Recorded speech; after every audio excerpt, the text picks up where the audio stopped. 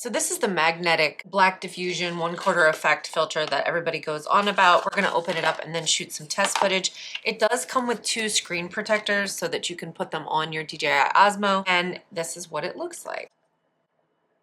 I did want to mention that when you have your DJI Osmo, it does come with the wide angle lens, which you can see right there. And then it does have another area for this specific, it says black pro mist filter, and it snaps right in. So let's go do some test footage and we'll see what we think. I'm gonna walk the same exact path with the different filters. So this is absolutely no filter, just natural lighting inside the house.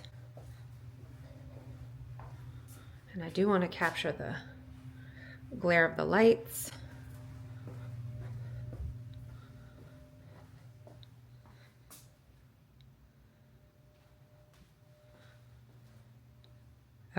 Okay guys, exact same. This is with the black diffusion filter.